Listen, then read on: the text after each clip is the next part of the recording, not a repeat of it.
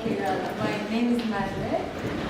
I'm from Turkey originally, but last 6 years I've been living in expat life, which is I got married and then we moved to the Philippines and we stayed there for 3 years with my husband. My husband is Turkish, by the way.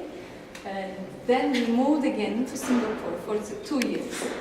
And now we are here in Moscow for the next 2 years. So this life is going on like 3 years somewhere, 2 years another place, and so it goes like that. So we met before with Marina, and she mentioned about you, and she was interested about the life of an expat person, is how it is. So I came here to share my experiences with you. Now you're studying, I guess, psychology. So you're interested in cultural differences. Okay. Надо что-то перевести? Не-не-не. Все пока понятно. Everything is clear. Я очень слышу.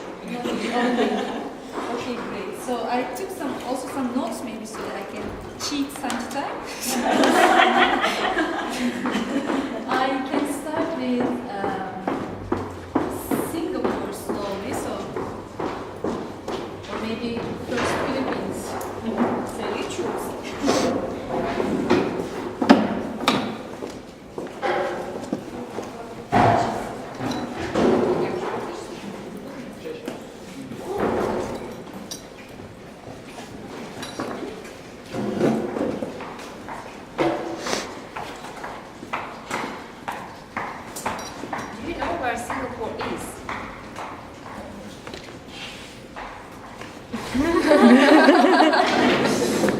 На объявлении, между прочим, карта была. Я вижу. Где-то тут. So I asked them where is Singapore. There's an idea that it's above Australia. Close. Not so bad. Oh, how about Philippines? Philippines also somewhere. Around Australia.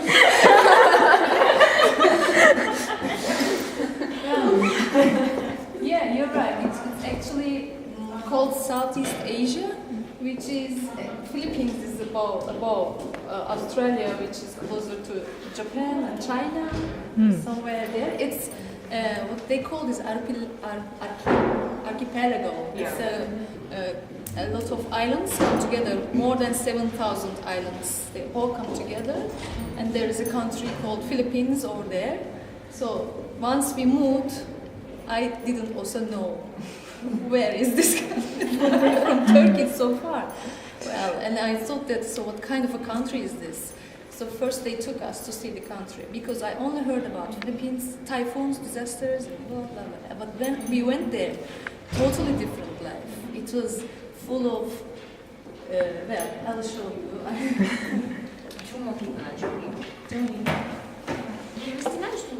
Не, нормально. Нормально?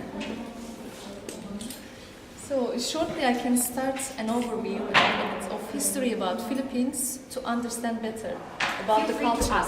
Yes, please. Yeah, you can cut me off and ask me.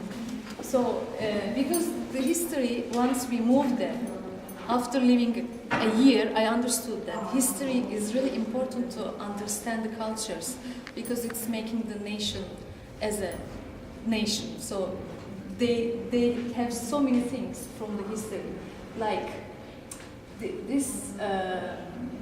They said they are Malay in family, Malaysians, like in family, which is close structures of family. They are like Asians. I think we also are the same. Maybe you are the same. Like we are respect the elder people in our families, right? Yeah. They are the same. Like Malay in family and Spanish in love, because it was a colony, like 400 years. Spanish colonized from Spanish, so they are Spanish in love. Business in Chinese, because at the very beginning the Chinese traders came to the country first to exchange silk and porcelain, whatever. So they are business in Chinese, and ambition in Americans, because last 50 years they were also colonized by American. So they are multicultural, like very different. It's not an Asian country, Philippines, by the way, we are talking about. It's not an Asian country. It's different from, because it's like South America. They are like, they love dancing, they are eating, drinking, smiling people. So it's a bit far from the other Asian countries. So at the beginning, they were bamboo people. They were living in bamboo houses and eating with bamboos, dancing with bamboos. So their national dance is called tinikling, which is like with bamboos and jumping. This, I really saw this in the mall. It's the natural. Where I was walking in the mall, all of a sudden people were there. There's a show, quite a small show, and they were dancing with costumes like this, jumping on the bamboo. What is that? At the beginning, what's happening here? So for these small occasions, they celebrate something with this dance, tinkling dancing, which is quite nice. And as we mentioned before first Chinese people came, they brought their silk and the family structure. Then the Spanish period started with Magellan. Ferdinand Magellan first came into the island in the 16th century, and the other 400 years, all in Spanish. These Spanish, they didn't treat them well, unfortunately, because when they first came, they changed the religions and they converted to Christians. They forced them, and then they created a landed elite. They didn't teach their language because they don't want them to open a window to the Western life. So they didn't teach the language. They were harshly labored. They were working so hard with so little money. And so for 400 years, it was a kind of life like that. Then the war between America and Spain started. And Spanish left the country. Americans came this time. But these Americans, they introduced civil rights. They gave them official language English, and the teachers were important to teach them. Public health system, the modern health system introduced. The political system introduced. So they were so developed country. At the year 1941, it was Paris of Asia. From the other Asian countries, Philippines were the most developed and, like a star. Then what happened? Since now, they didn't put anything on it. They are still like that. What Americans did, like the very modern airport, the same airport. Everything is the same. They didn't put anything on it. And unfortunately, they are now behind. Because why? Because then we learned that it's because of corruption. All the governments, whoever came, put the money in the pocket, and then there's nothing else for the rest. So, but still, the people, and when you go there, you can see that everybody looks happy. They are smiling all the time, and they are rich and they are poor. You can hardly see the middle class. And they live like they can go to their dachas with helicopters or live in a scattered area with, like my husband, he told me, because of business, he visited some of the scattered places. 10 people were sleeping in one room. Because there is no enough place, they were just lying on the wall, the legs were up to the wall. They were sleeping like that in order to fit in the room. It was, there are people like this. So still maybe you can see how the people look like. Nice Filipino lady, and they are my friends actually. So like they said that lived 400 years in convent where they go and pray, and and then 50 years in Hollywood because of Americans, and they were so. Maybe you can see it's so small. Some Filipino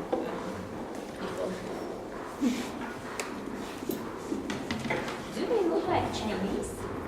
They don't look, well, for me before, Asians were all the same. When you say Asians, all the same. But then when I spent like a year, then I started to realize Koreans and Japanese, Filipinos, Thai people and Vietnamese, they're all different. They have different features. So, but Filipino look like Mexico, Argentina, like not Argentina, but Mexico. But they have an Asian feature, but different than the other. For 100 years, living with the Spanish. Yes, and they, some of the Spanish came at those times, so they have different mixed features. That's why. Yeah. Well, this was Ondoi typhoon. Typhoon happened when I was there. It was really a strong one. I witnessed. It didn't happen anything to our place where we live. Well, we were living on the 28th floor, though. They were living as some of them, most of them in the houses affected very badly, and but still you can see how they deal with typhoon. Look at the face.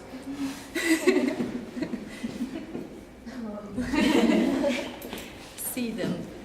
They don't have any home clothes, anything. But look at them. And believe me, like after 2 days, they will forget everything and start a new life. When the sun shines, the new life begins. And we were wondering why. Then we thought maybe they have nothing to lose because they can spend the whole year with one slipper and t-shirt. So if you have not much to lose, then you won't very much. Maybe that's the reason. Maybe they believe that they cannot control the disasters, something beyond them. So they can deal with things by just smiling.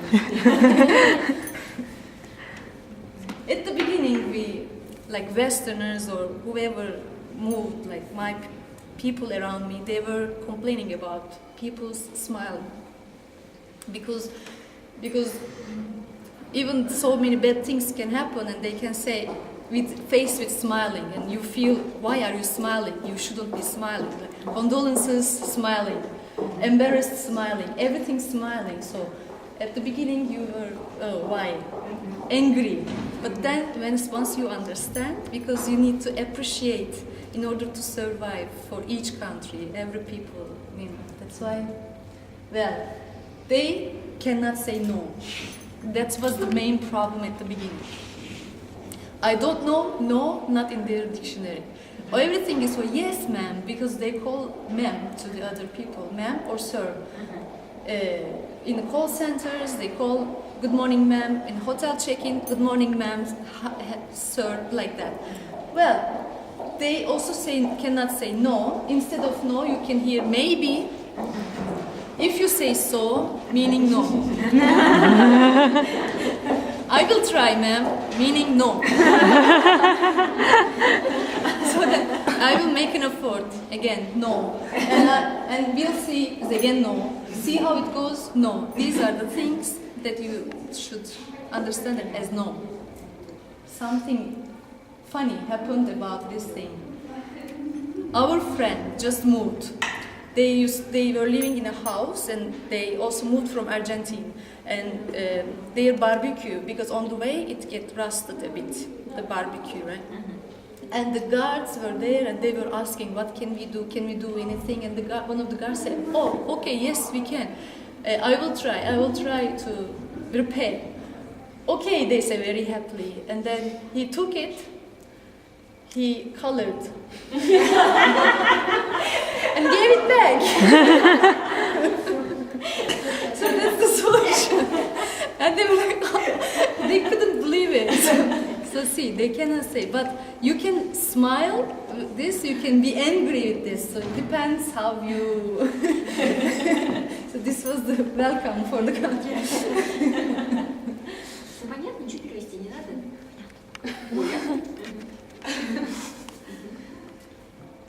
And Если что-то перевести, вы прям не стесняйтесь, говорите, потому что что-то все поможет.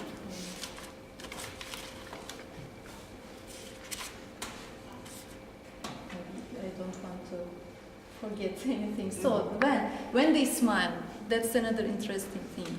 They smile when you praise them. They smile when you criticize them, badly or good way. So they smile. They smile when they're embarrassed, with an embarrassed smile. And when they don't want to hurt you, they smile. They don't want to say something bad to you, they just smile. Or just they need something from you, they smile. Or just simply when they are happy, they smile. So, for any other reason, they always smile, which is good. We were in a department store, you can hear them singing. Have you ever? Can you see here? I don't know. In a department store, you can hear somebody singing and then showing you something. So it's so common. So it's a fun place to live. For the Caucasians, they are fond of people who are, white and colored eyes or different features. They love. They respect, I don't know why, I don't know how, but they love people like foreigners. And in their traditions, if they see a beautiful woman or beautiful man, if a pregnant woman, go and touch and just giggle. The reason, so the baby will become like her or like him. They believe it.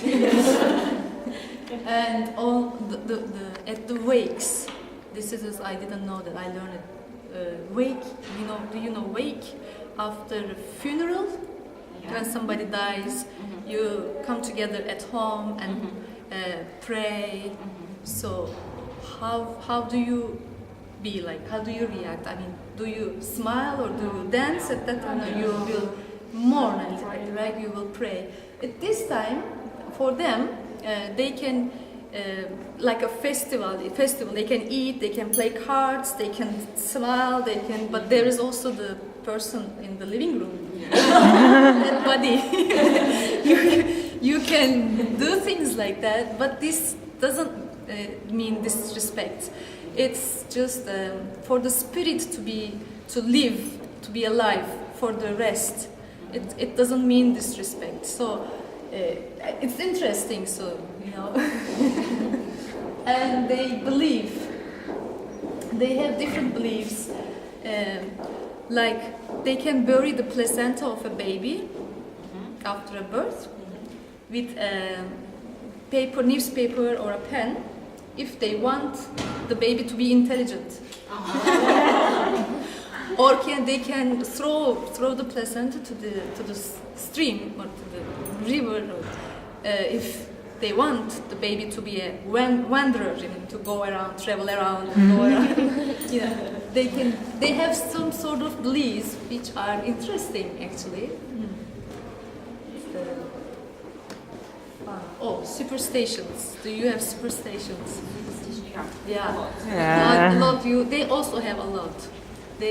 I could hear that people believing ghosts, seriously believing, and people believing kind of which a person, half there's a tail and just flying and taking because we used to have a helper there, and she used to tell me stories like that, many stories. I was listening, and seriously she's telling me that there is a woman with a tail. Where is the woman with a tail flying? So it's very common. They really believe those things. So I can give you some small examples about good luck. Like if you have long ears, you will have a long life. I don't know. It's a Buddhist thing. Yes. It's Buddhist thing because if you see the Buddha, you can see that his ears very long. It means that it's very good. So it's another cultural thing. Yeah. Wow. And then if you open the window early in the morning, you will have a good day. Many, I think these superstitions are coming from China. Maybe. Chinese, because Chinese also have very a lot. And bad luck, 7 years of bad luck. Who kills a cat? For some who kills a cat. And this is I heard pearls on the dress bring tears. The pearls. It's this country. There is a lot of pearl. Their resources, nice pearls, very cheap, and it's good if somebody gives it as a present. But if you go and buy for yourself, it's a bad luck. That's what they believe, which is too bad.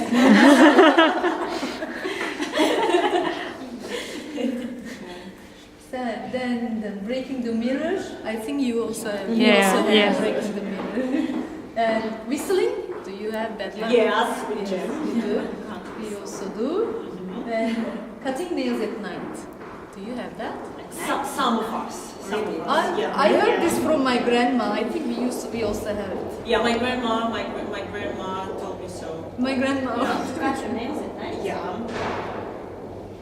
Not to cut your hair and nails, you can't do it at night. My grandma used to say your life will be shortened if you cut your nails. She might just finish cutting. Yeah, I don't know, my grandma. I remember from my childhood. And body language. Oh my God, this is another thing. They have a lot. Well, greetings. With the eyebrows up, when the eyebrows up, and smiling up. If they are walking and you saw somebody that you know, but you don't have time to chat, so what you do? And then I do this with my students all the time. And for the negative gestures, they say like, do you have money? You can say no. I'll try.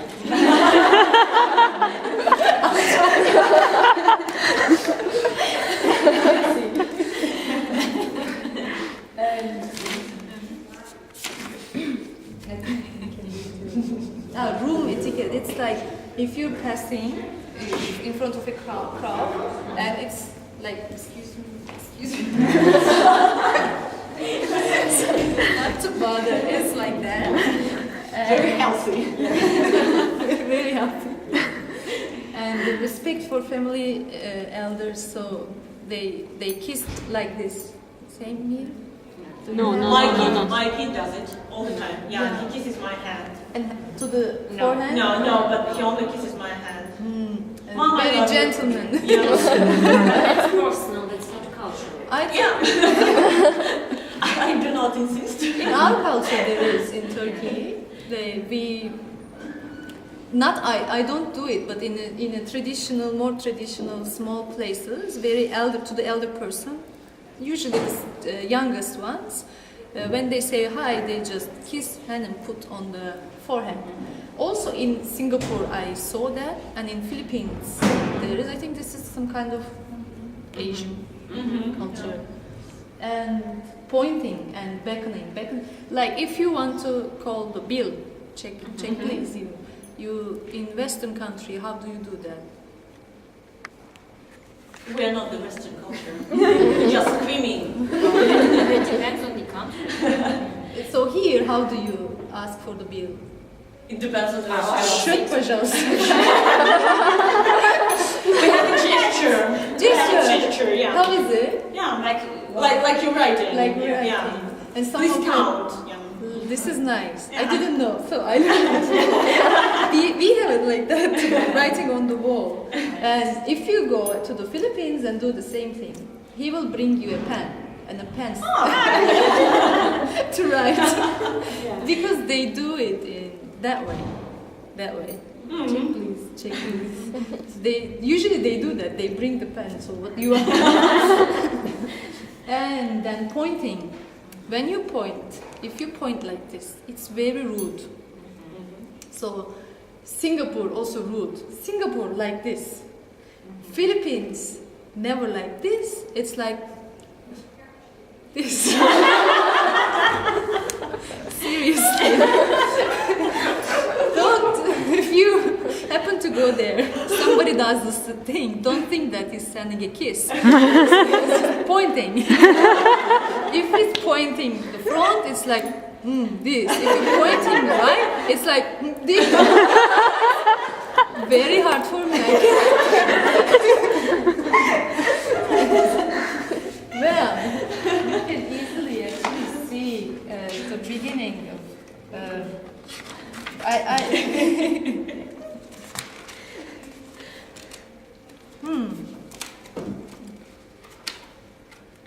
Anyway, here I think you will see it very obviously later. I will show you. It's very funny. Then, smiling is as always. They are smiling. You mentioned before. Well, dating. Usually, when dating, who pays here? The man. Also in Philippines, the man. But if you're going like with a group of friends, and all the men share the bill in Philippines. With the friends as well, not The same dating. here. The same here. That depends on the company. I don't know. My friends always do this.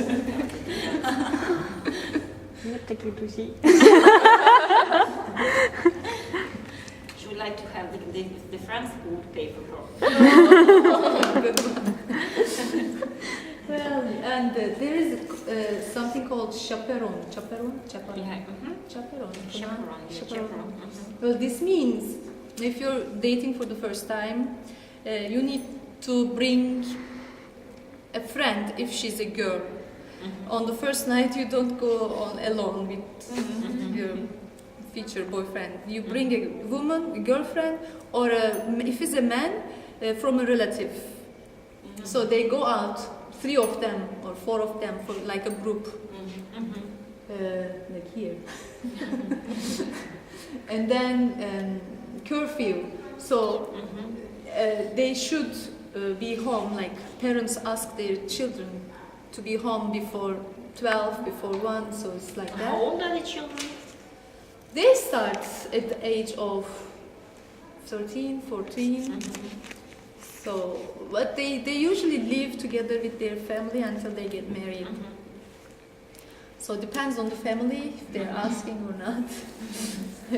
And the marriage, they are a Catholic, strictly Catholic country from Spanish, so they don't have any divorce. What happens then? They have mistress, they have the other, they can live separately and they have a different family as well. It's common that you can see, but officially they cannot divorce. Kiss, permission, the person should ask the family, the parents to get their permission to take the girl wherever they go.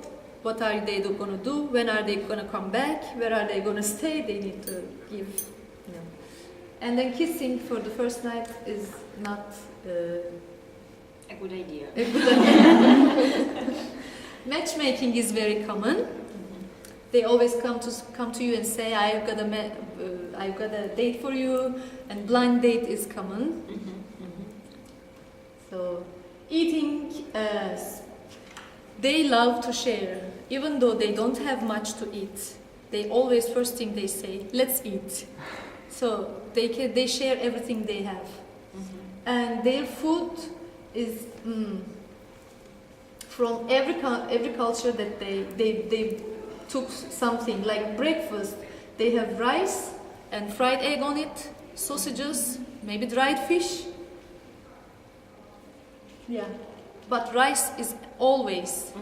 They eat rice breakfast, lunch, and dinner always. I used to have a helper at home. Like for 1 month, she was eating 5 kilos of rice alone for herself. Yeah. and they have what was that Chinese thing? Spring roll. Spring rolls from China and curry and the coffee. They love coffee. Their own coffee beans. They make it. Very English. Yeah, this is. Like, you know. Yeah, it's with fried eggs and sausages. Yeah. What's rice doing there? Instead of bread, they usually eat rice. Yeah. And they have very weird thing to eat. This is called balut. Balut, you heard it. She knows. Disgusting. It's really disgusting. They call. Are you sure? Тарина, что это? Это зародыш, это яйцо, утиное обычно, это утиное яйцо, но не до конца высиженное. То есть это...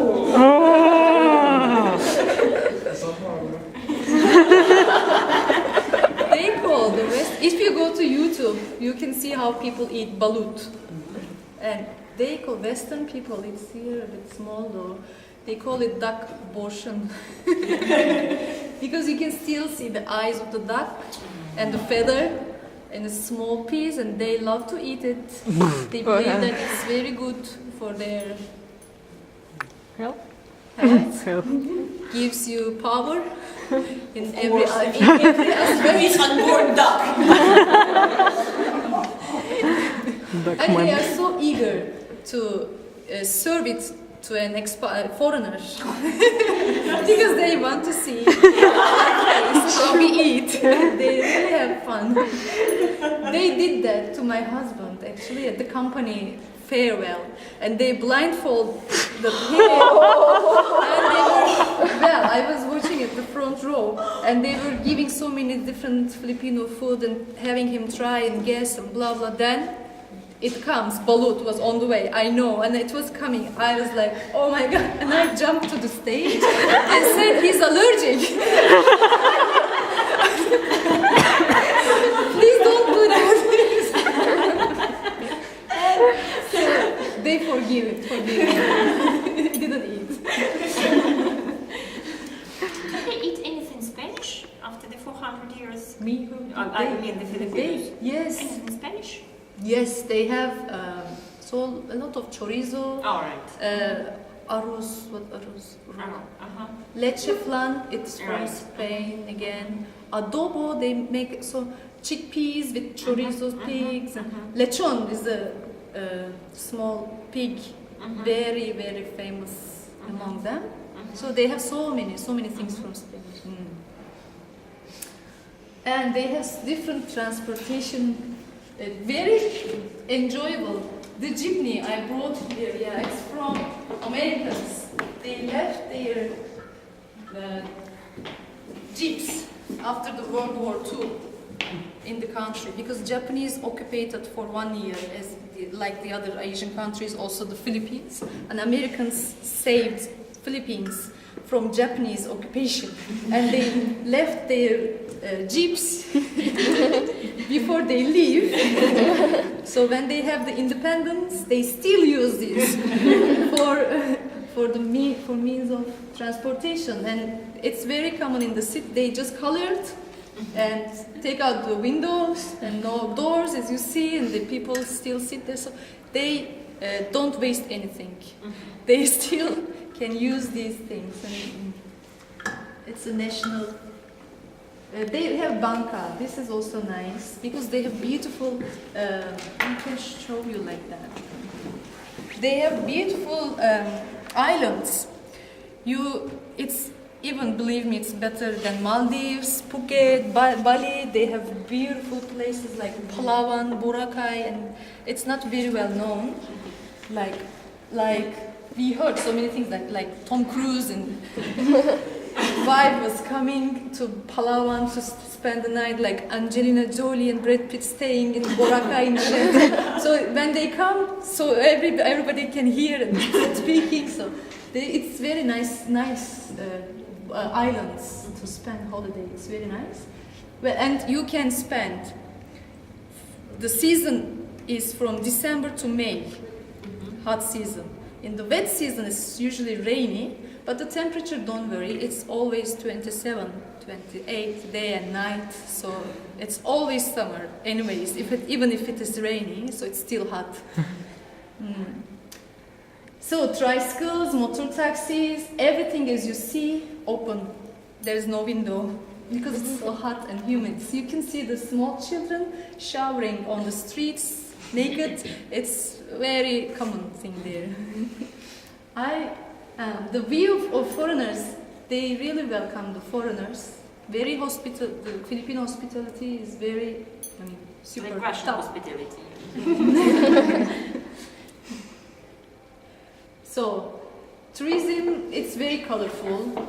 As you can maybe see small pictures of the islands, coral reefs, and it's white beaches with but the sand is not hot. It's cold sand, white, and the turquoise sea. It's always like this.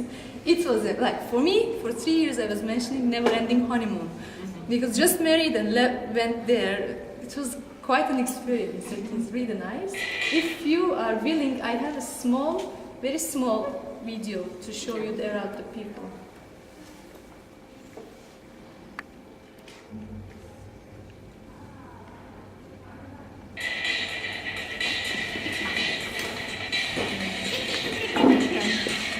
Is this okay? Can you see? Now, if it's gonna be okay, long, I can stop it. I don't know if you can. Journey to the Philippines promises to be a trip like no other. This is truly a land of contrasts. Just a short trip from a chaotic metropolis to untouched wilderness, coral reefs and jungles.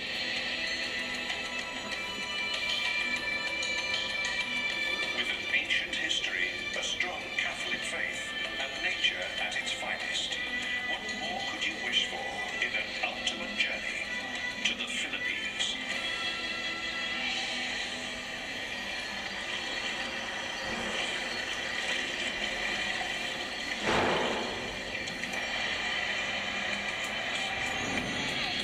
And the journey starts here, in the daily madness of the Philippine capital city, Manila. This vibrant corner of Asia can be a challenge for the senses. Not the most beautiful of cities, but with surprises at every turn. Manila has grown rapidly and has all the typical urban issues. In the city center, splendor and poverty can be found side by side. There are many charming and cosmopolitan areas, but to find them, you need a guide.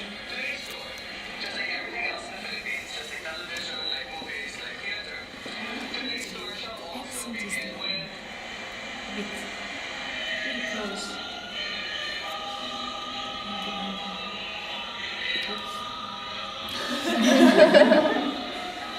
Carlos Celdran has made a name for himself as tour leader extraordinaire.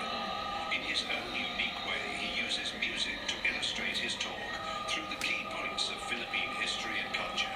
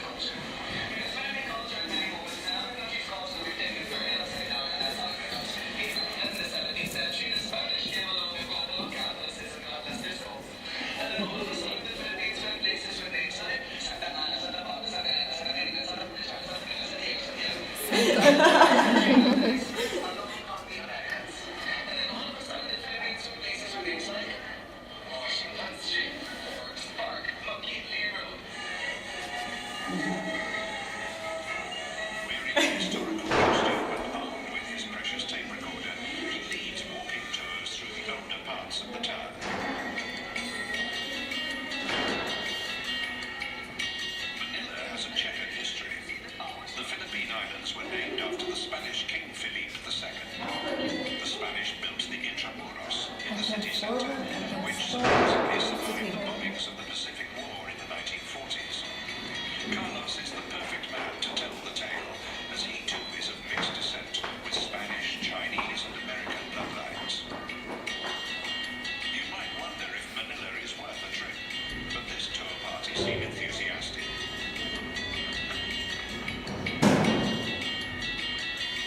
Wonderful.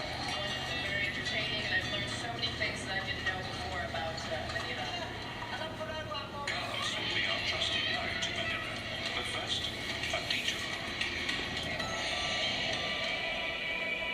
We venture south.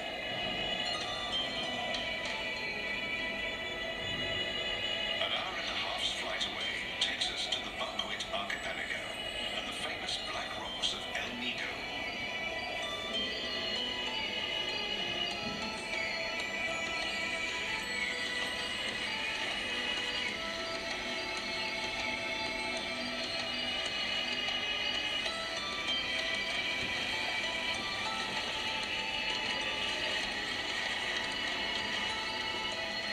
All travelers are drawn here in search of exotic beauty. Beatrice Lopez and Kurt de Bouw are planning to spend a few days playing Robinson Crusoe on the deserted beaches. To help them find the perfect spot, they use a local guide, Art Tayak. This is Palawan, a paradise of hidden lagoons, secret coves, and spectacular rock formations.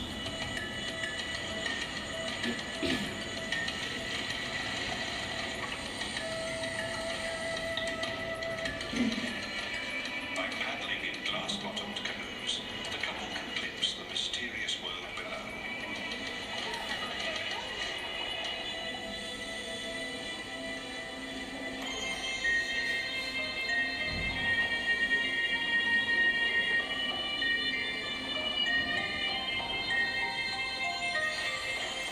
For the intrepid holidaymaker, there is no better way of seeing the Philippines than island They hopping. leave you in a private island for like 2 hours, and you're alone, only you and the island beach.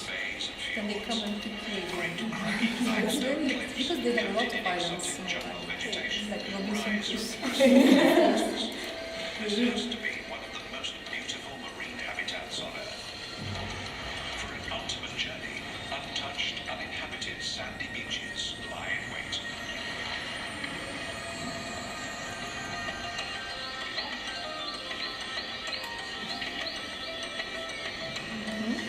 And then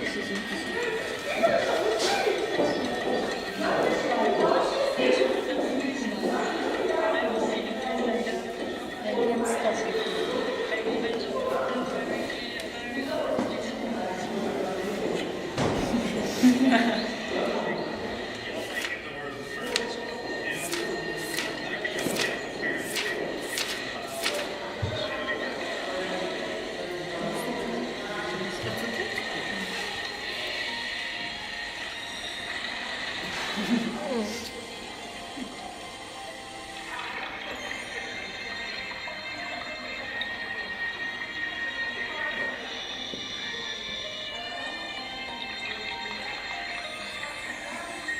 Another attraction of the Buckwheat Archipelago is the spectacular diving. Kurt is a diving instructor working on the central Philippine island, so Beatrice is in good hands as they take the plunge.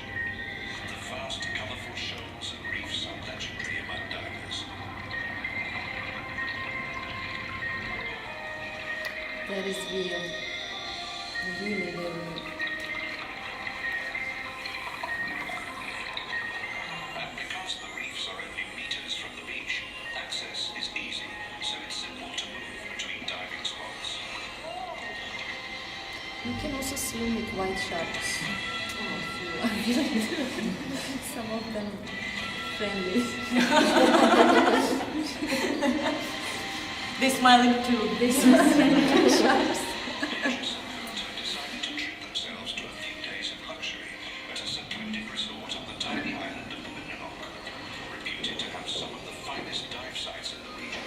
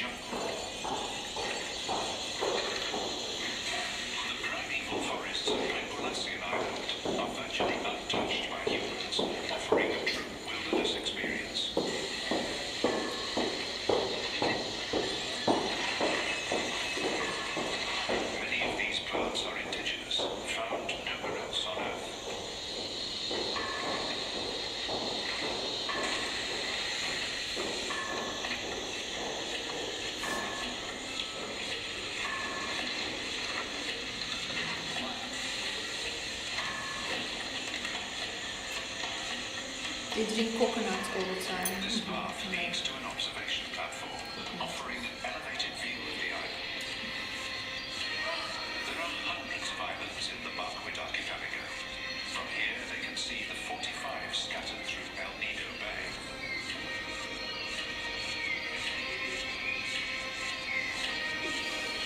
The backdrop is Palawan, the fifth biggest island in the Philippines.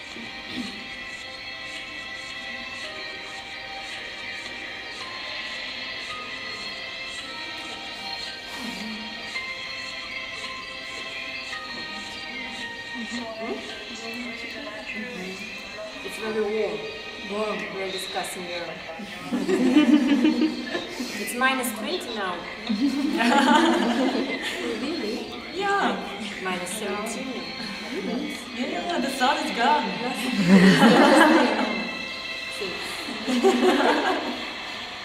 After a few days of the Robinson Crusoe lifestyle, the couple are ready for some company and begin to explore local villages. This is really interesting. They live Their there. guide accompanies No them to the electricity. tiny island of Vigan, just off the Palawan See how coast. many children they have. Because of lack of electricity. No internet.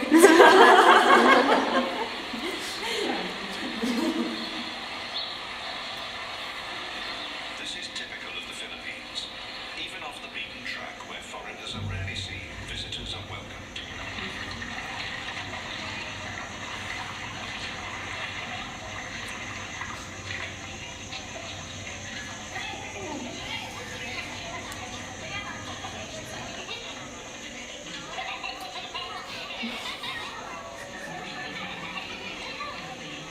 The people of Vigan have moderate lifestyles, drawing their primary income from fishing. Some of the fish are cooked at home, but others are taken to the markets of Palawan to be sold.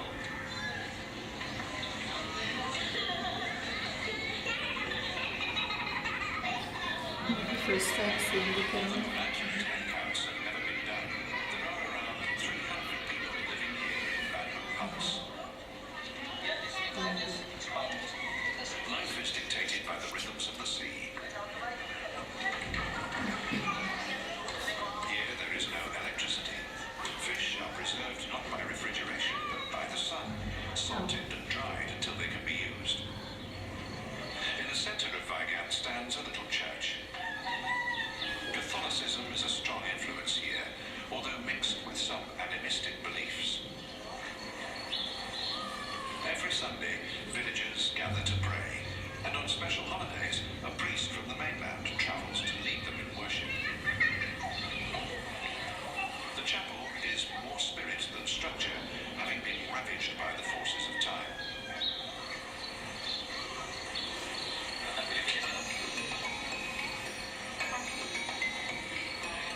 Beatrice and Kurt, like most guests, get the impression of welcoming and contented people and retain fond memories of the villages of Vigan as they continue on their journey.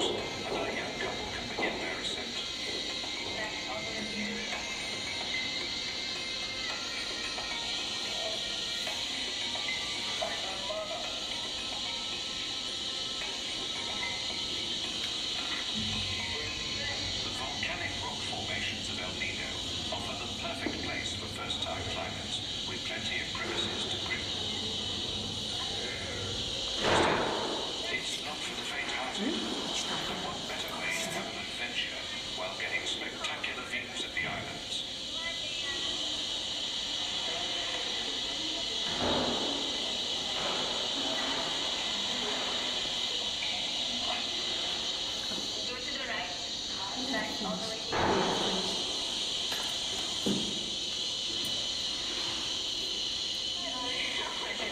is basic stuff for the locals. For a short season each year, they ascend the cliffs barefoot.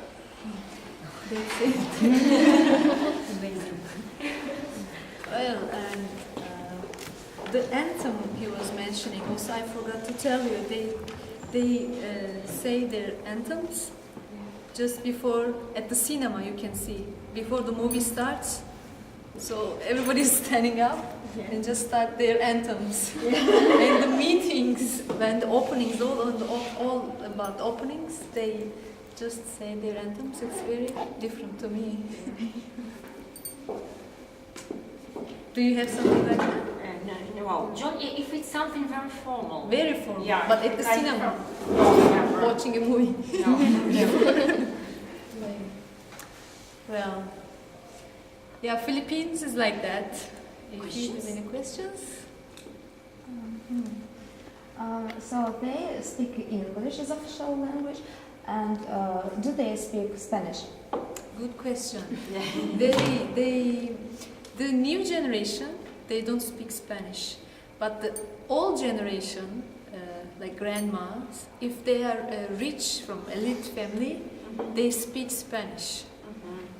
But the ordinary people from the old generation, they don't speak Spanish because they were not taught. I also researched that one. Why? Then I found that some of them left the country during that day, end of the Spanish colonization. They left the country. The others who are rich and wealthy cannot leave their land behind, so they stayed. And so that's why they can speak and continue their race. But the others disappeared. But English and Tagalog is their language. They can also speak Taglish. They mix them like that. Do they have a strong connection with the United States now? They admire, appreciate a lot. They love, and for the Spain, they can go and stay, work there Without a visa? without a visa. Yes. And They it's have the same for Latin America. Yeah. Yeah. Yeah.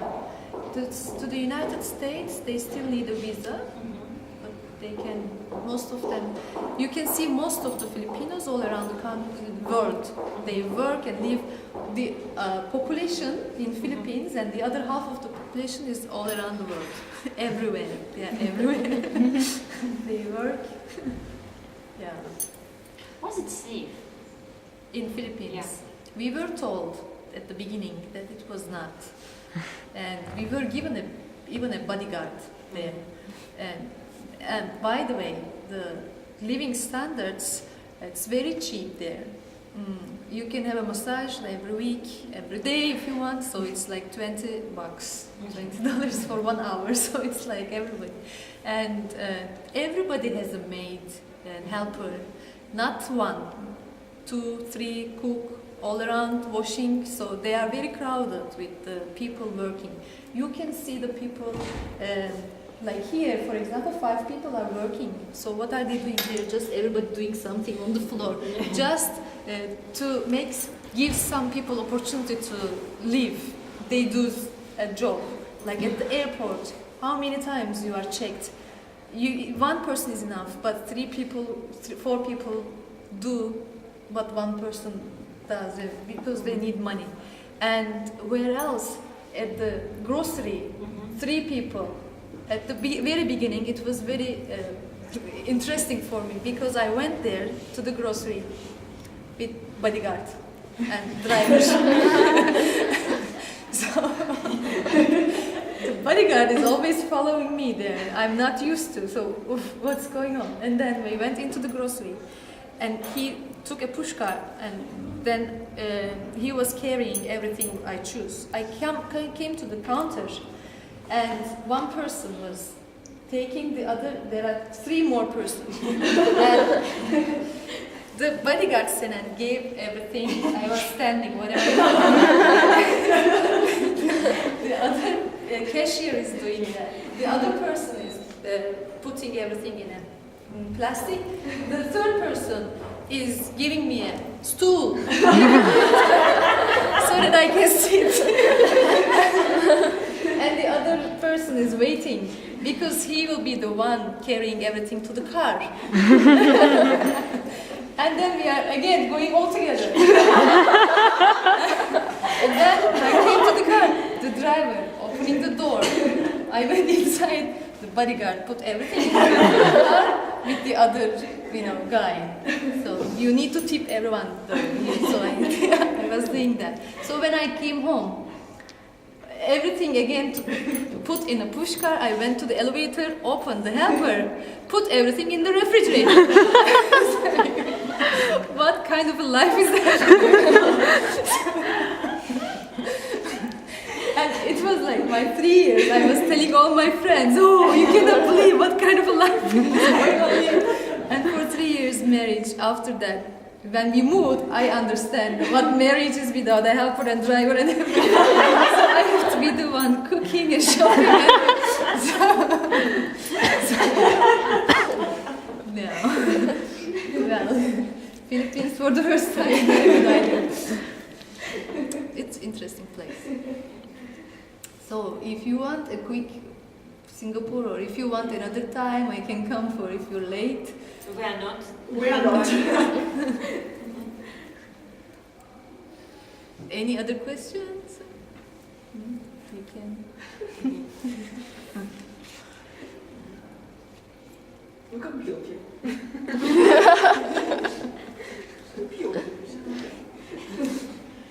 Мы слышим. А мы можем I сделать already небольшой told a перерыв. lot. A little break. A little break. Yeah. Yeah, sure. Yeah. In the break. Yeah, I need a book. Shall we go on? Yep. Well, again. Singapore. Singapore is not so. There's not so much to say, but I can start with saying that Singapore is a very it's a very cosmopolitan society with mixed cultures. This country is do you know where is it?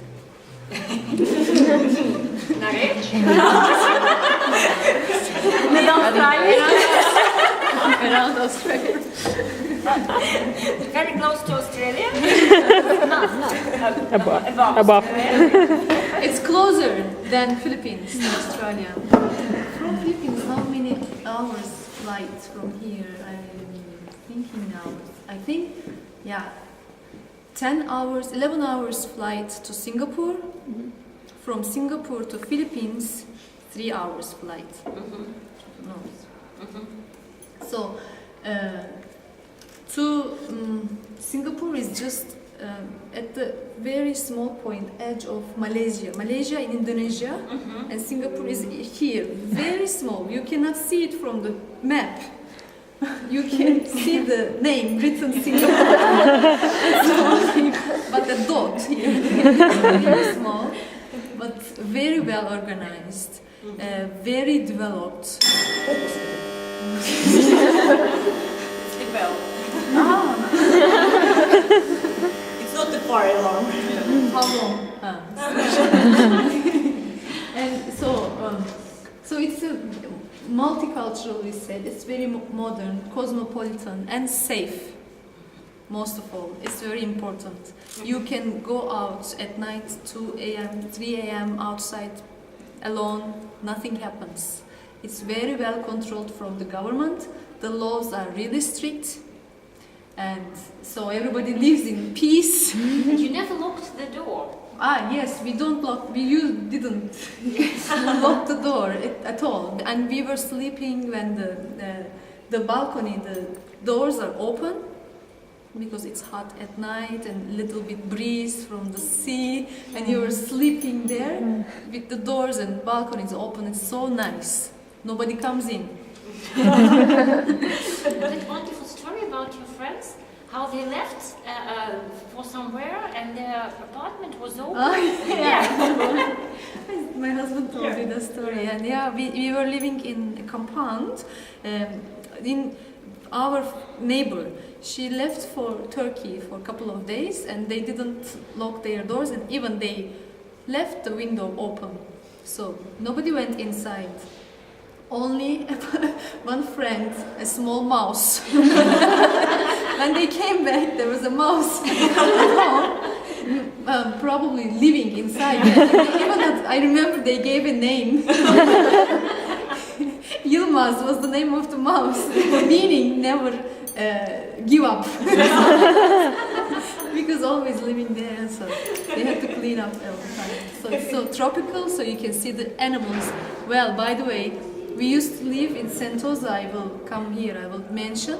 There you can see a lot of green, a lot of monkeys, peacocks on the bus station together with you, and so many different birds that you can only see in the zoo, and so many different tropical flowers, different colors you cannot imagine. It's like heaven. I was playing tennis with the peacocks watching me, and then really they were climbing on the fence, and because all of a sudden I stopped and said, "Hey, where am I?" Because the peacocks were watching, and the big crow, is a crow, the big black bird, crow, yeah, flying over there. It was a judge.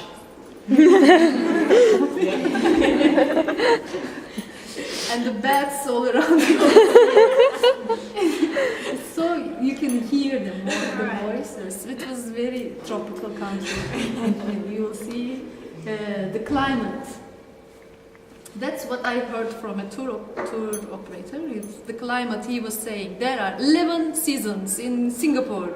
I was like, what? Yeah, and he started like hot season, humid season, sunny season, warm season, sticky season. I wrote them. Rainy season, wet season, dry season, thunder season, winter season, and shopping season. Which is true. Shopping season. They have lasts for 6 weeks, and all around for models, beautiful girls, and come on the streets. You can show them catwalking, and so many different brands you can buy in a reasonable price at that time. So many sales going on in the country. So it was a crazy madness about shopping season. It's 6 weeks, very. And the temperature, it's always around 27. Maybe 31 you can see, or 21 is the coldest, which well, it is because it's closer to equator, and I remember from my childhood. I'm not a geography teacher, so it's like days and nights are equal, right? Yeah. And so like 6 o'clock, 7 o'clock every day, it's getting dark. Never changes, like seasons will change. Then at night you can swim, you can sleep by the pool, by the beach. It's very common because it's not cold at all. Very nice. And when does it get dark? So how long is the day? From 6 in the morning till 6 in the evening? Well, in the morning I remember 7 o'clock. The sunrise, the sun already is there. Because I was walking the dog with the sun. She was waking up every morning together with the sun. And 6 in the evening, yeah, it's the same all the time. It doesn't change. Here, it was a bit difficult for me at the beginning. I've been sleeping like crazy. I don't know if it's happening to you. When the sun shines, I'm just waking up 9 to 10 in the morning. I say, oh my God, again. I sleep a lot, but I'm trying to adjust now. And well, we mentioned about and the rain. It's always there. Rain, you can see like because it's hot and humid, like 1 hour, maybe 2 hours. The rain lasts. It's like a shower, rain showers they call. It gives you a refresh, you know. You don't feel, you don't bother yourself because after the rain, the sun here comes again. You always need to carry an umbrella. But it doesn't matter if it rains because they have underground system. The cars are going on the street, and underground in the very famous street, you can see that all the metro stations and the shopping malls, together with the metro stations, there is another life going under the country. So it is air-conditioned and you don't feel hot and humid at all. So you can go around all the streets from underground, reach every connections. Very perfect system. Well, let's go to the history just a little bit. At the beginning, they were Malay fishermen lived in Singapore. And then Indian and Chinese traders came again. And then the only danger at those times were the pirates. Pirates, yeah. And until the British arrival, because the British, at the end, British people colonized the country for 150 years. So when you go there, you can see that the cars are on the right side, and all the British inheritance. You can see the houses, how do you say, the Raffles Hotel, the style of the architecture. It's all from the British time. It's very close. The windows, like you don't open the window, but they just move Oh, down. No? Really? Because in Britain you don't open the window. In Britain it's generally like you have to move it downwards. Ah. Maybe I didn't witness. Yeah. Then And British breakfast as well. British breakfast, they're not typical breakfast. British, there are so many expats living. Like, I don't know the numbers, but so many Chinese, so many Indians, Malay people, and you can see a lot of expat community because Singapore is a hub. It's a business center of Asia, so all the companies have their centers, office there. So you can see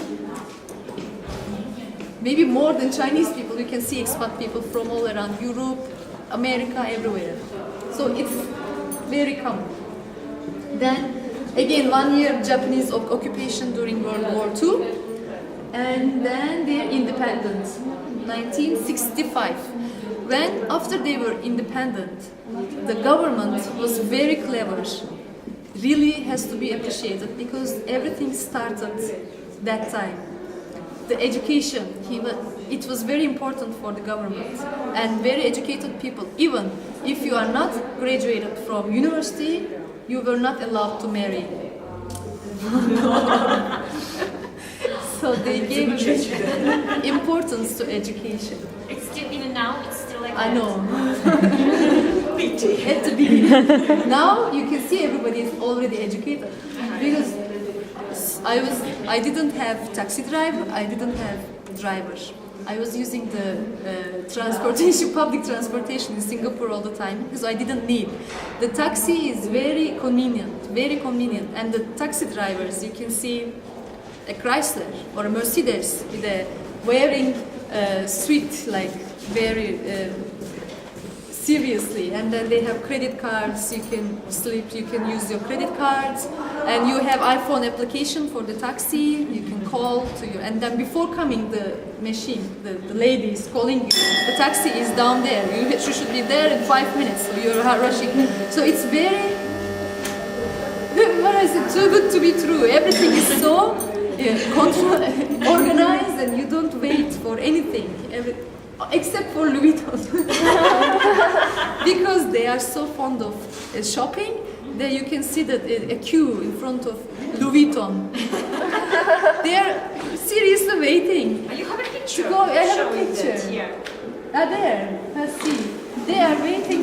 I took that picture. They are waiting to go inside the store. And you know what? They're seriously buying, not only to see. They go inside one by one and they buy. It's the same price of their monthly income, but they don't mind. They can invest all the money for 1 month to the Louis Vuitton bag and then can survive somehow for the rest. So it's fine because they love brands.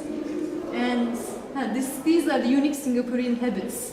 They are moving fast. Really, they are really moving fast. Even the escalators they are moving really fast. Everybody is walking like this, and you cannot believe. Very fast.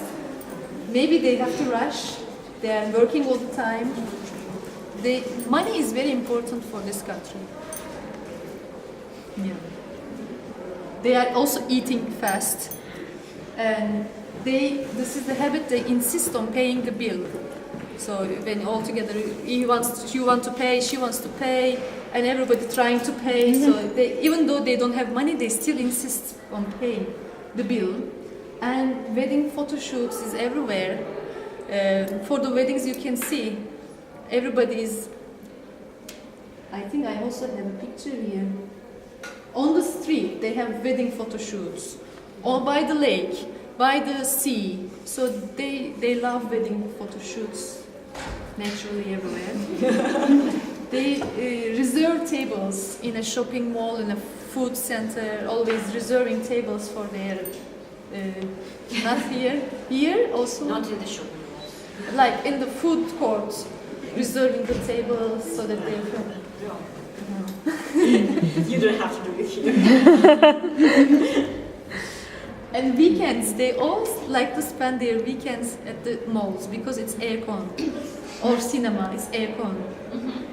Electricity is very expensive, by the way, both in Philippines and Singapore.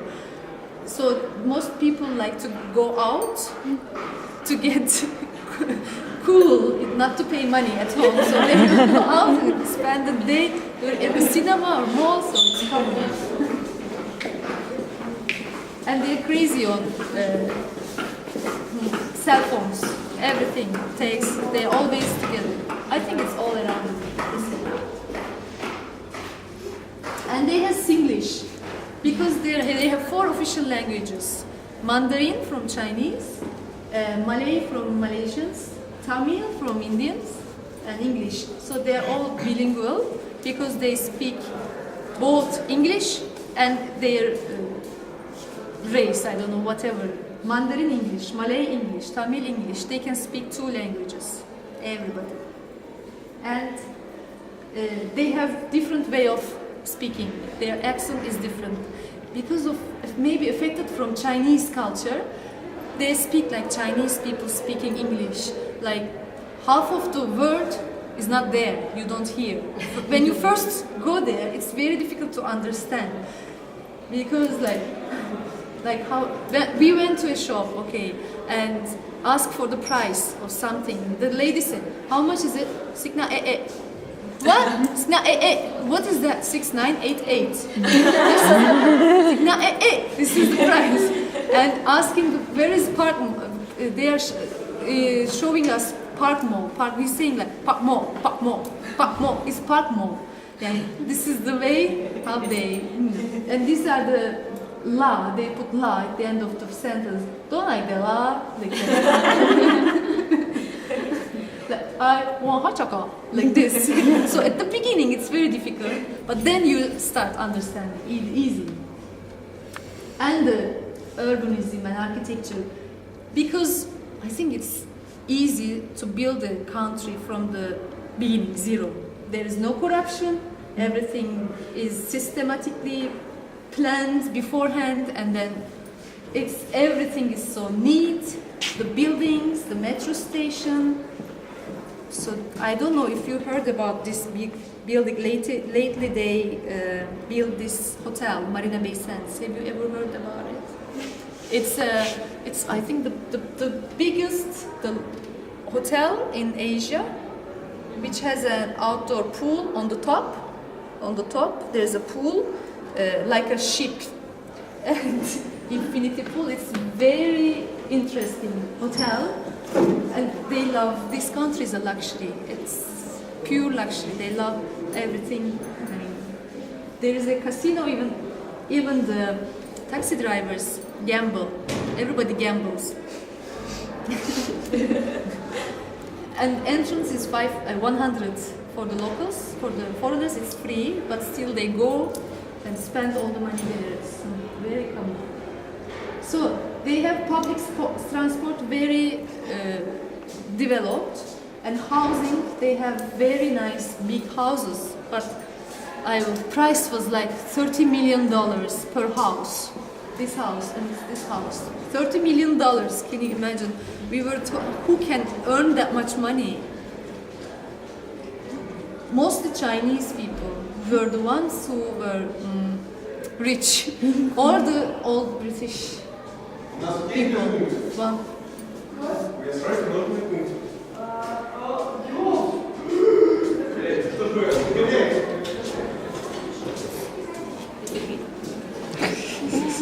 It's normal. It's normal. Да, мата посреди университета. Сейчас он вернется, я ему покажу. Еще раз понадобится минут.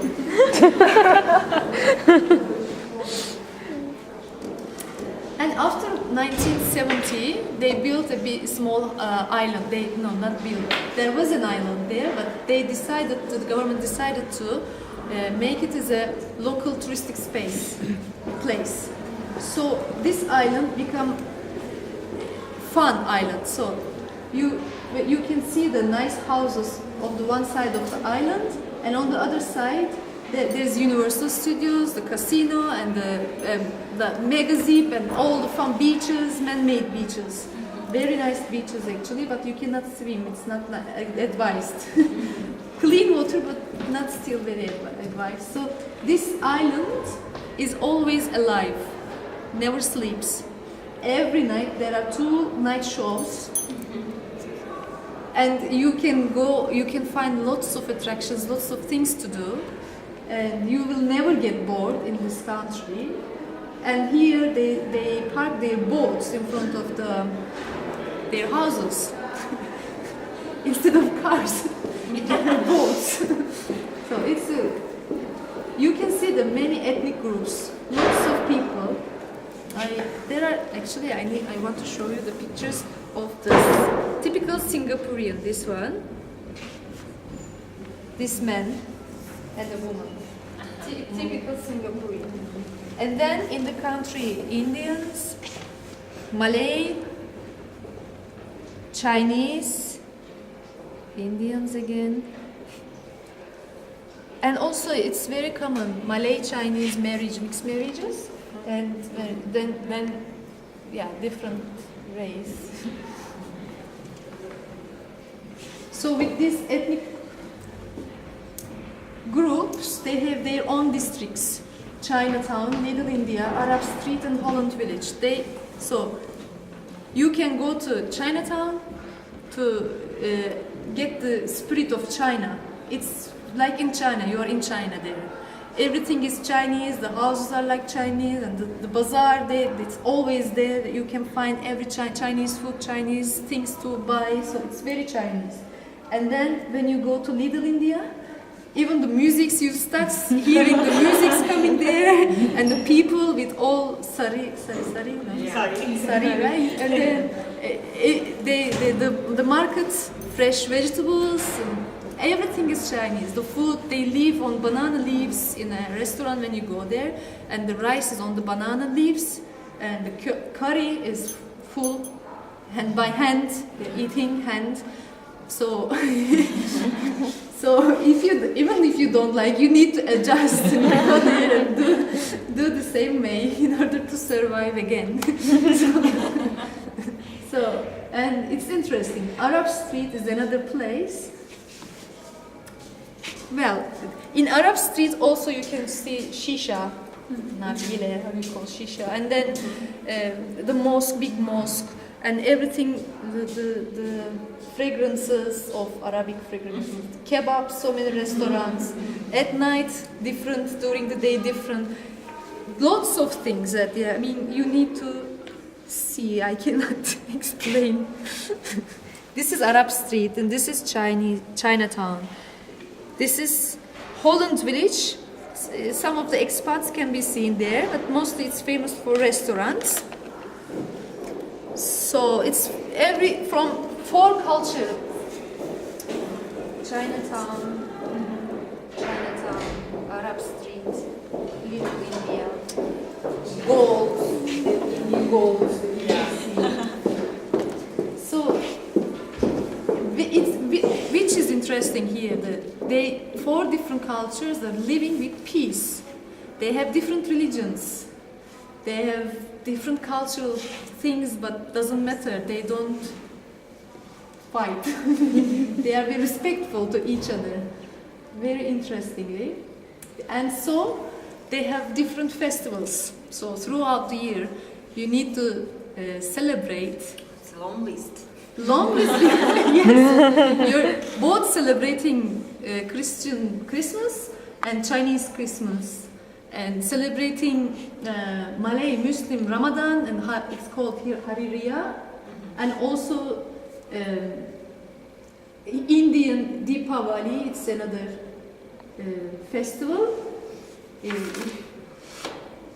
I can just give a little small examples about these festivals. Chinese New Year, it lasts for 2 weeks, and they have four night long party, and temples open their doors, and stalls sell their raw fish, and decorations glow everywhere on the streets. And night bazaar, parade, they walk along the Marina Bay, very nice parades. And then they have Hindu festival of faith. So it's also in February. Hari Raya, it's also in fasting. After fasting, Ramadan, they give sugar to each other and visit each other, and it's Malay festival. So they have again bazaars.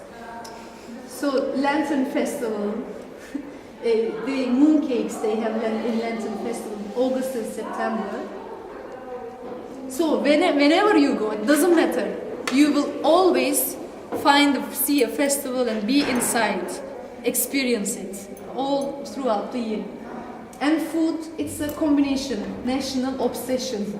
It's very, they love food, and their national fruit. Maybe you heard durian.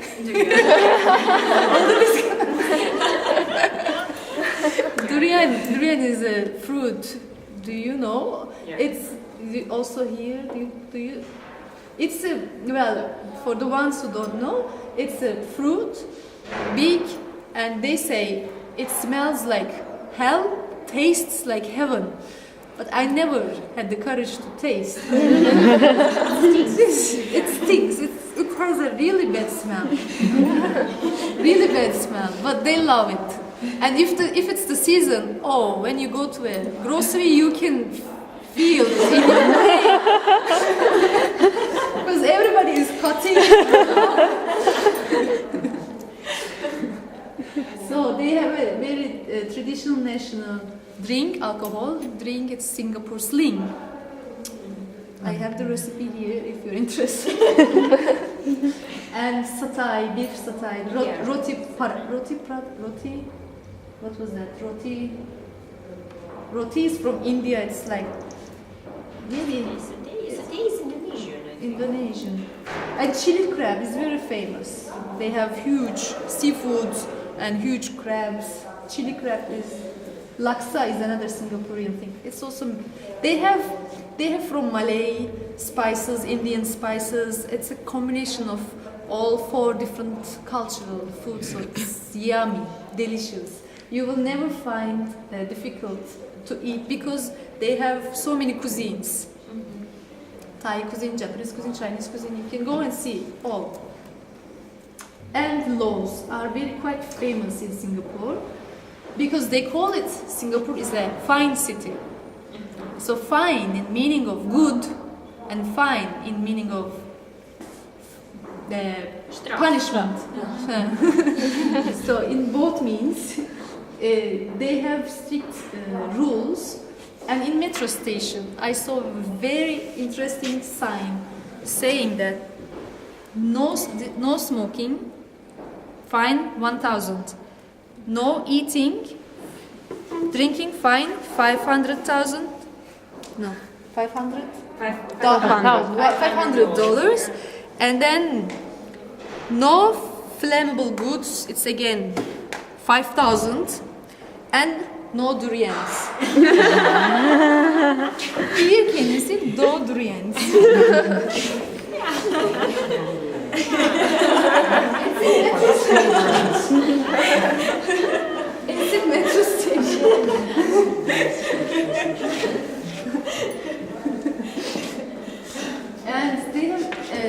also forbidden chewing gum. Chewing gums. Again, $1,000 fine, and littering, $1,000. It's serious, not only on here. Right? You cannot see anybody chewing gum. They don't sell gums, chewing gums. But I step on a chewing gum. And literally, and my husband was like, how come you can find a chewing gum in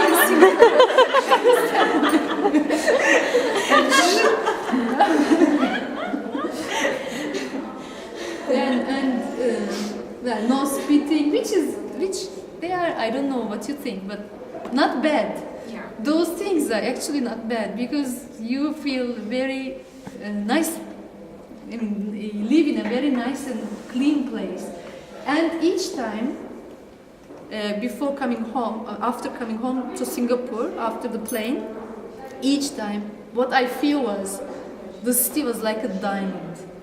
You, even at night, during the day, doesn't matter, it was shining.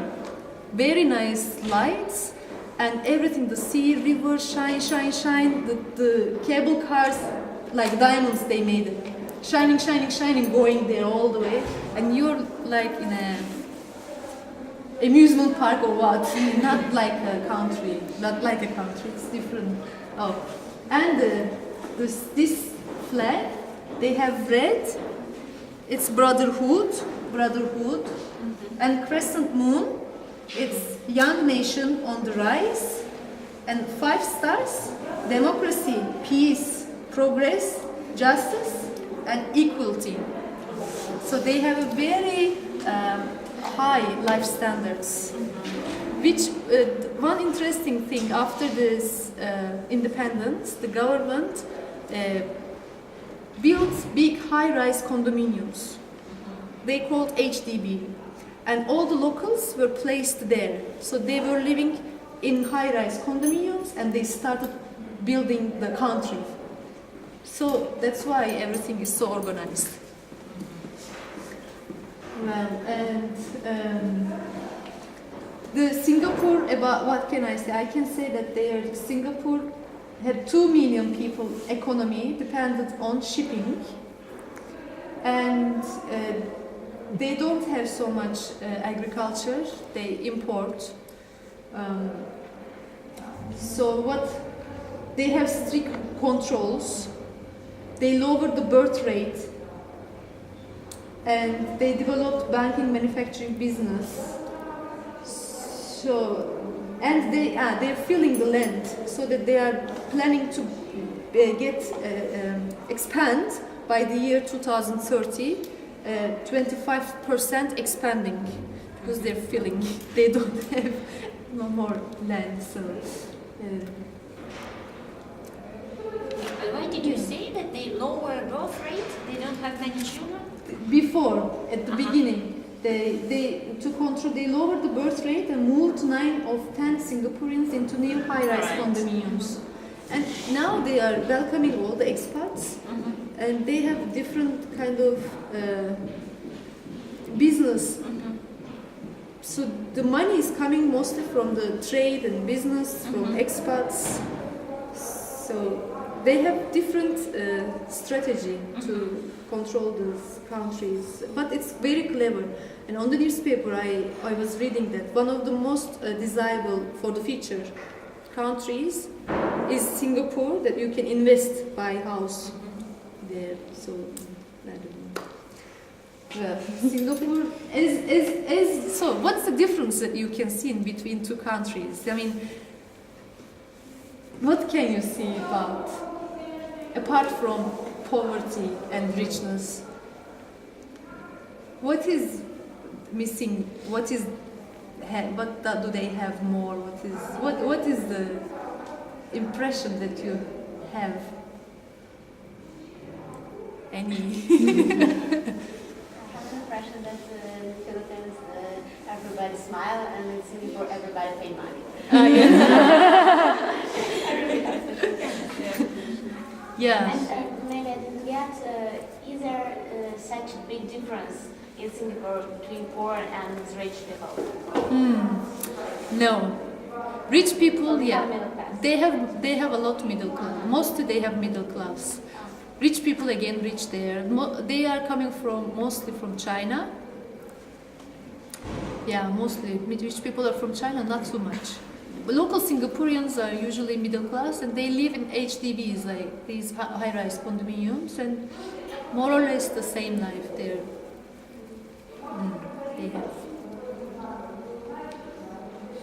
They have the Philippines also poor, but they have a lot of characteristics and they have a spirit, I guess. That's what maybe it's because of the way you can now you listen what I explain, what I. It's easier for me to compare these countries to those where I have been. And to me, Singapore sounds a bit like Dubai. That's true. Yeah. Like, you know, with all those man-made skyscrapes and man-made landscapes and luxury everywhere and the taxis that are, like, you know. Yeah, that's true. I also hear from my friends, the people living there, staying there. Most people, they find it so plain. Okay, there is a lot of things to do, but you need some adventure. There is no adventure. So that's what some people looking for. Some people looking for safety. Some people looking for adventure. When you go to Bangkok, it's totally different.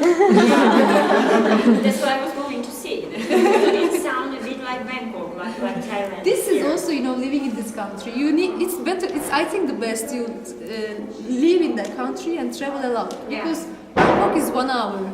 Yeah. So for the weekend, you can go to Phuket. You can go to Bali. It's all close. So it's not a luxury there. It's a common thing. So the good thing is the country is like that. And you go to a government building, they give you an appointment, and at that time you go there not 1 minute before, not 1 minute later. It's exactly that time. Everything is ready, you take it and you leave. So it's very convenient. Even with pets. They call you and explain you everything and then it's done. In Philippines, by the way, if they give you an appointment 5 o'clock, it's rude to go there at 5 o'clock. You should go like 5:15. Better 15 minutes at least. But in Singapore, it's not like that. Everybody is after money, after work, not like that. But beautiful country. Sounds so strange that such a country can be situated in the heart of Asia. It doesn't look very Asian to me. Yeah. The way they eat, the way they. I haven't seen China. I haven't seen Korea. But Asian, Singapore, I can see, it's more like they say Chinese. But Asian, it's like a very modernized Asian country. You are right, there's nothing Asian there. No, they are just very modernized. Under the British colonial.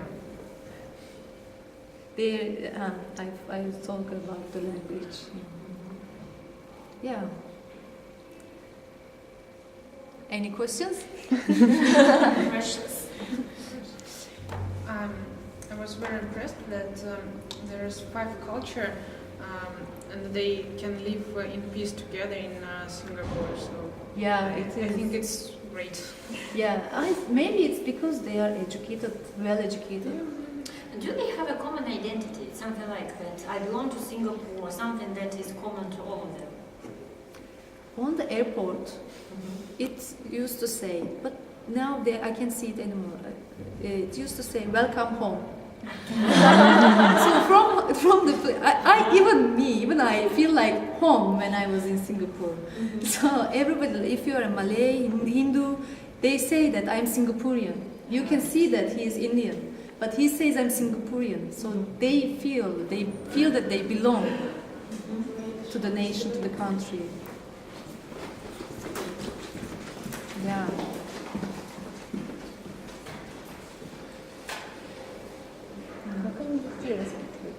ли разница? Спросите. Я не знаю. Я понимаю, но не говорю. Is there any different between Childbirth. child? Between? How they bring children up. I'm thinking now. How do they bring children up? They send about school education. They send to Chinese people. They send their children to prefer Chinese Mandarin. They learn Mandarin also at school, and in preschool when they're kindergarten, yes, they were going to Chinese way of education. And then they are in international schools, American schools, and they really, even, that's what I heard, from China, they were called mom, if they send their children to study it in Singapore because of English, even the father stays back, the mother comes with the child and stays together until she is educated well, because the education is very, very well. So they go back to Japan, to Korea. So many Koreans come to learn the language. So they give very much importance to education.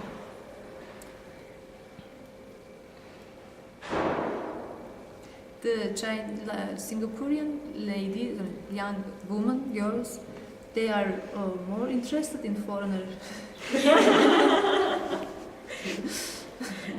And in Philippines? In Philippines, oh yes. they do. I could see on the street young Filipino, old foreigner, always hand in hand together. Like in Thailand. In Thailand as well, yeah. Because these foreigners also taking care of the rest of the family. Yeah. Money is talking.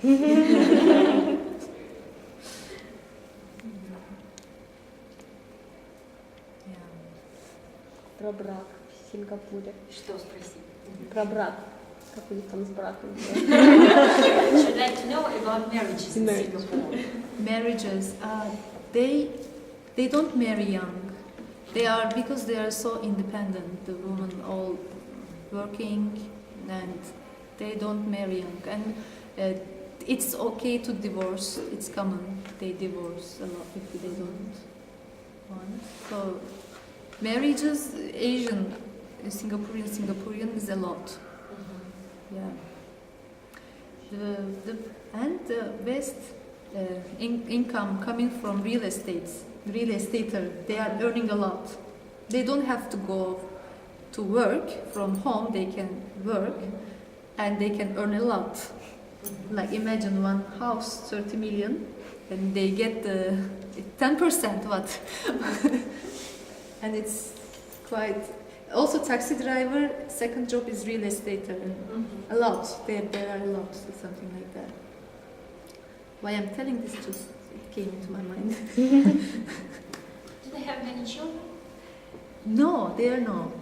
Because in Philippines, from the church, they were not allowed. Birth control is not allowed. So, and their motto is making as possible as a lot, so that in the future the children will take care of them. That's what they were thinking, aiming. And in Singapore, they are, again, because of education, and they can only afford one or two, not much. They are so into swimming. They give children swimming lessons all the times, teaching swimming. You can see a lot of Filipinos working there. They have all their own communities. Like in the other communities, they live together, they come together, and they celebrate together. So communities also mix, but also differently.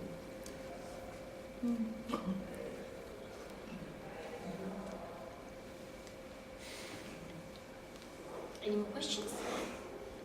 Ну, у меня вопрос еще по поводу религии. Они какой религии исповедуют? Простите. Ну, я похожа.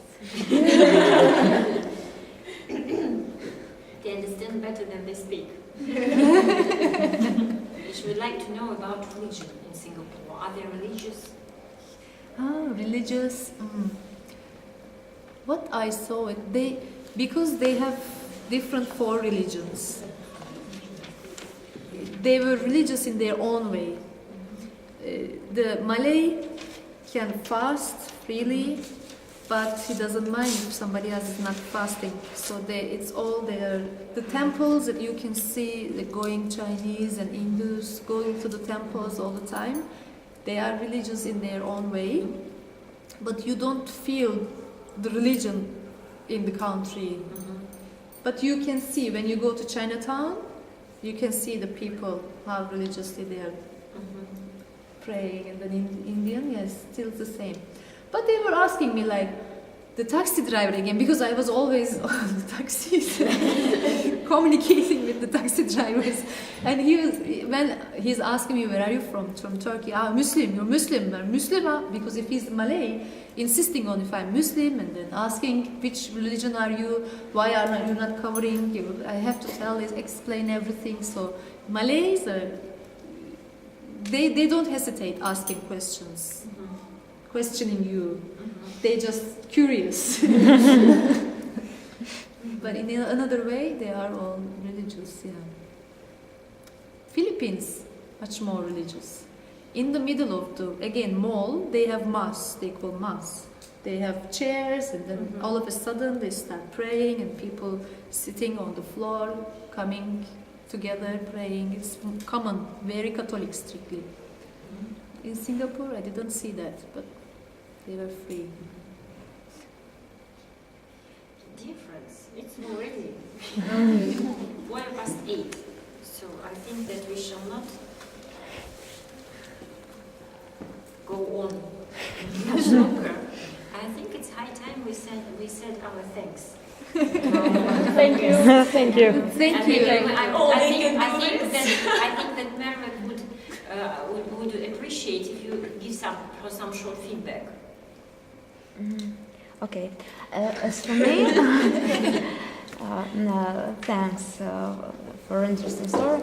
And as for me, it seems that Singapore is more like big city in Europe, in America, just like Moscow. So here is the same problem. People moving fast, eating fast, always money, and as for me, people in Singapore, they are just like us. So this alliance to Louis Vuitton, I saw the same thing, but on Versace.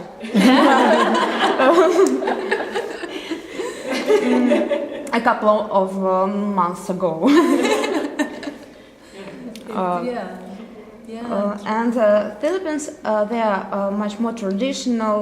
They have their own traditional country, so and their style of life is much more traditional than Singaporean. True. Definitely, yeah, you're right.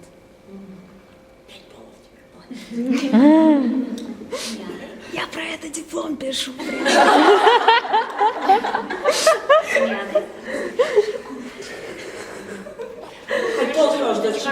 экзамен.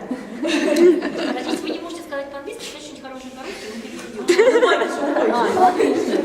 Мне очень понравилось, мне показалось, что очень подробный рассказ обо всем, то есть обо всех сферах жизни и фотографии вообще в тему. She has enjoyed it a lot because your story was very detailed and the pictures were amazing. Oh, thank you.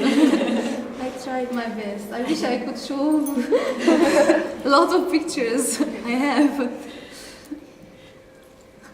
I like your story too. It's very interesting, and now I want to see it on my own eye. Yeah, it's great motivation. It's very great. Singapore would be our next destination. We're leaving tomorrow. Well, yeah. Which month is it? Oh, good time. I thought so. Christmas. Oh, I have a question. about dangerous creatures outside. Snakes, spiders. My friend from Australia, she told me that almost everything outside is trying to kill you. Almost everything. Snakes, spider, little insects you don't ever even see, but it's already trying to kill you. And what about Singapore and the Philippines? There is a mosquito called dengue, which is if the mosquito bites you, then you will have a 40 degree of fever, and if you don't go to the hospital, you will die. That's for sure. But Singapore is, you can even see in the constructions saying that dengue-free construction. So as a country, they are, because dengue can grow in humid waters. So in rivers, if it's not so clean, there is dengue. It's small near the waters, you can see the mosquito. But Singapore, they are doing their best to make it dengue-free country. Even they are coming to your house to check if you have any plants growing there, so that the mosquito will not grow. So they are even checking their toilet, the brush, if there is water inside. So, seriously, they are very strict. So it's very, they are strict on this.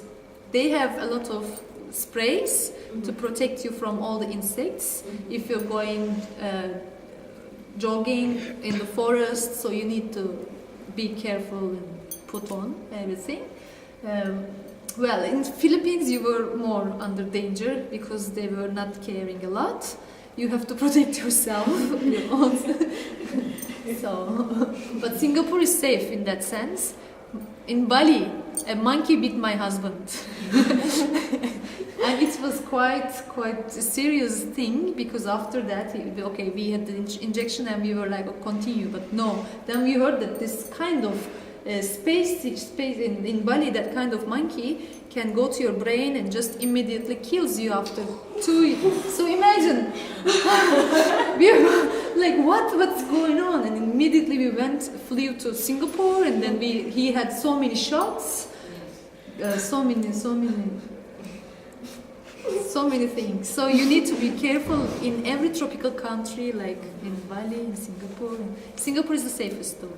In Australia also, right? As your friend said, yeah, in Australia also, even though it's a developed country. Yeah. She told me that Melbourne is the safest. Melbourne is the safest city in Australia, but even there, you should be careful. Yeah. Because of spiders. Spiders. They're dangerous and almost everywhere. Yeah, in Australia. I didn't see any spiders. Only mosquitoes are a nightmare for us.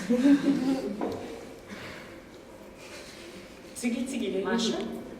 Yeah, I have one question, if I may. Yeah, sure. Well, I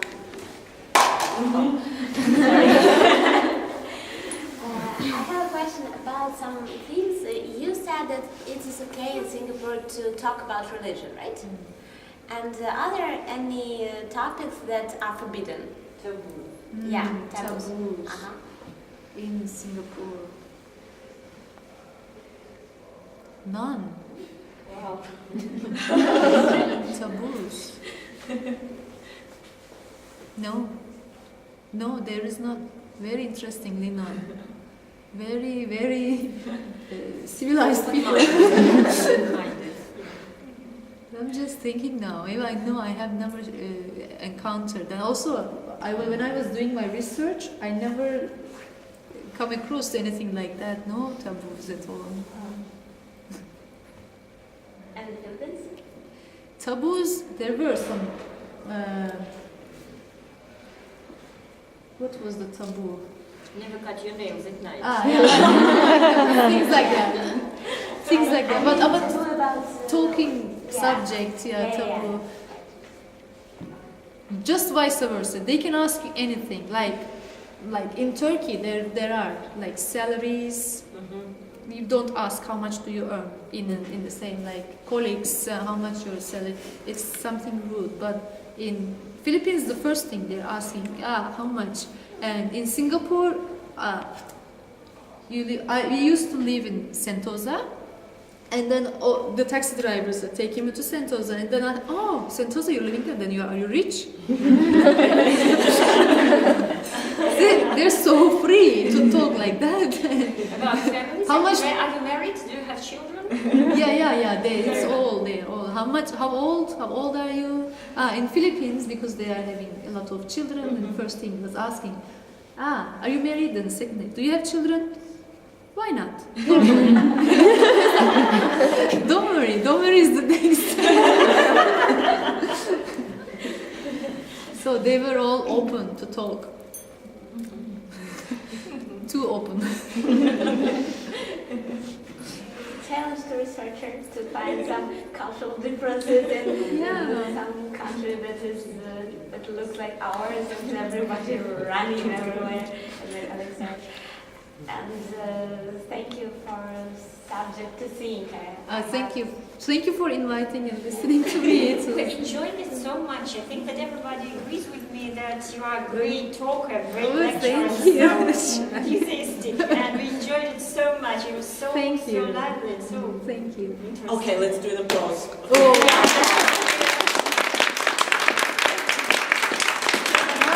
Presentation. Yeah, you look great. My first presentation, my first applause. Thank you. Shall we take a photo? Oh, sure.